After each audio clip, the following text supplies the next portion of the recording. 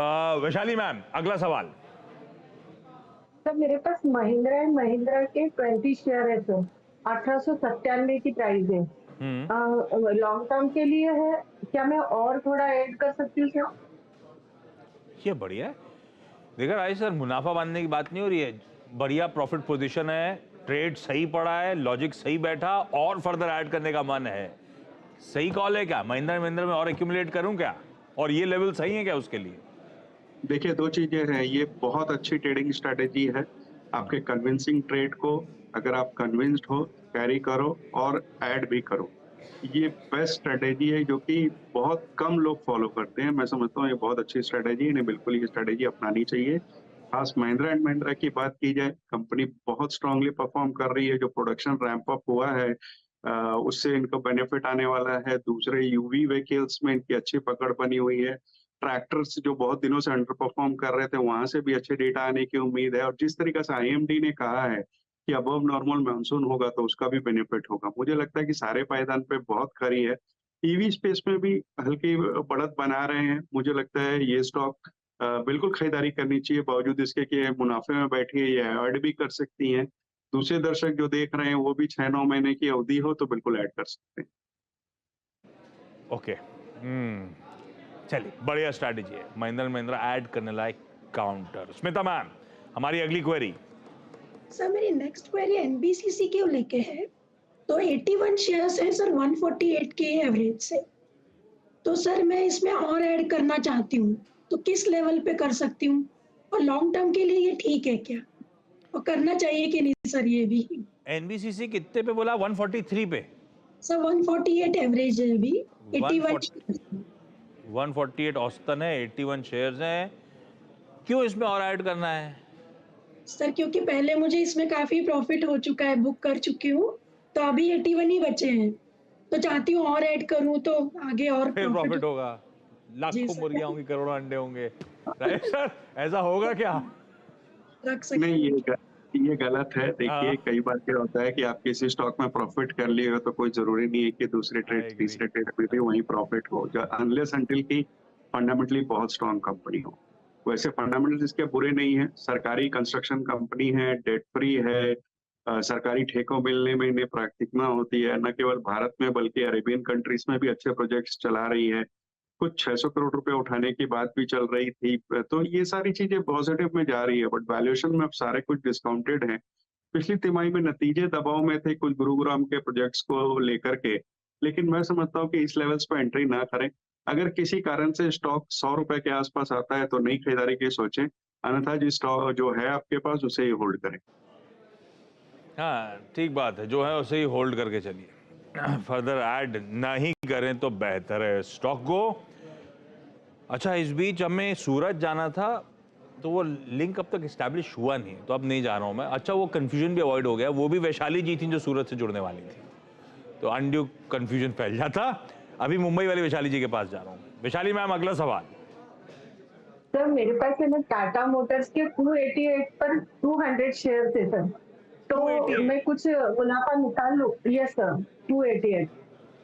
अरे वाह, गजब है। 288 पे कितने शेयर बोले आपने? 200 शेयर थे। अरे वाह भाई राजेश सर, अभी मल्टी बैगर बैठा है मेरे पोर्टफोलियो में, कैसे कब मुनाफा बांधूं, क्या लग रहा है, अब समझ में नहीं आया मुझे। मल्टी बैगर है लेकिन टाटा मोटर्स अभी भी बढ़िया मूव्स दे रहा है, अभी भी लोग तारीफ कर रहे हैं, रखे रहूं? ऐसा ना हो जो प्रॉफिट है वो वाइप आउट होने शुरू हो जाए। आप होते तो क्या करते? देखिए, कंपनी बहुत अच्छी तरीके से चल रही है। ईवी स्पेस में अच्छी बढ़त बनाई हुई है, डीमर्जर अनाउंस कर रखा है, उसका बेनिफिट आने वाले दिनों में होगा।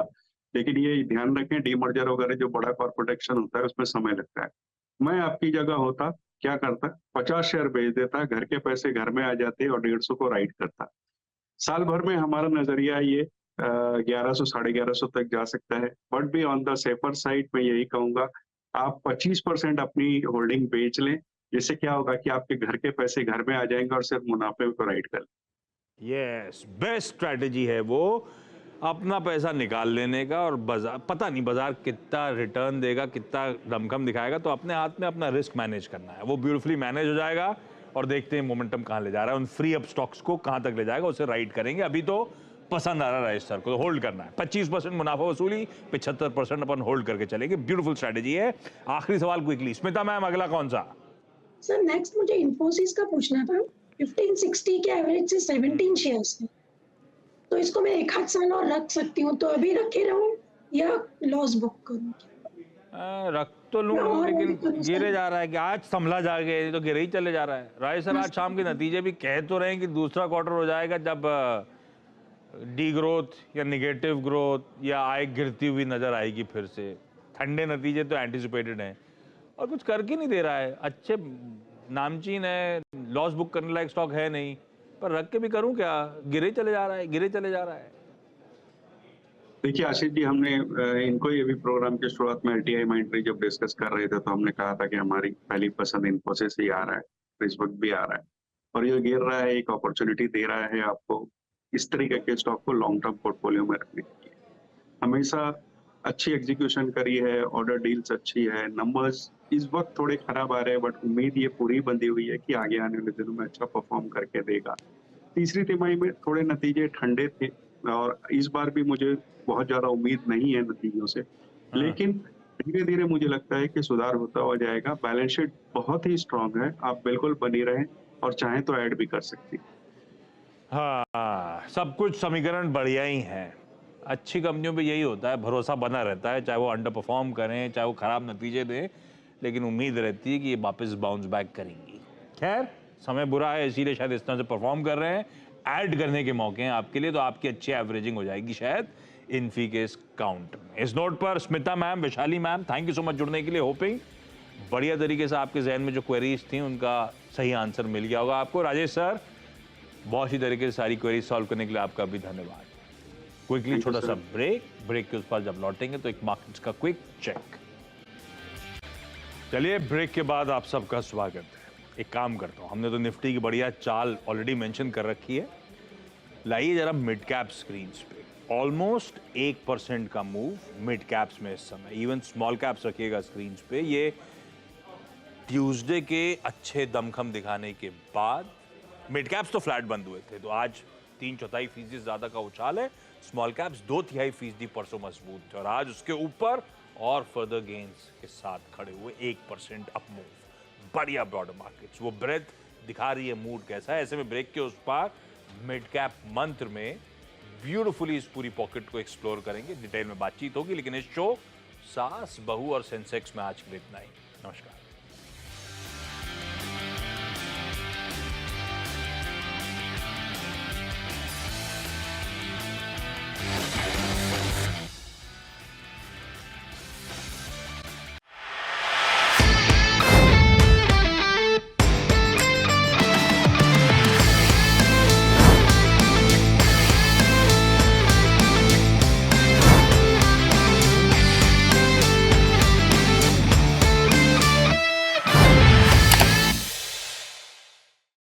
बता दें कि मनी कंट्रोल पर दिए गए विचार एक्सपर्ट्स के अपने निजी विचार होते हैं। वेबसाइट या मैनेजमेंट इसके लिए उत्तरदायी नहीं है। यूजर्स को मनी कंट्रोल की सलाह है कि कोई भी निवेश निर्णय लेने से पहले सर्टिफाइड एक्सपर्ट की सलाह लें।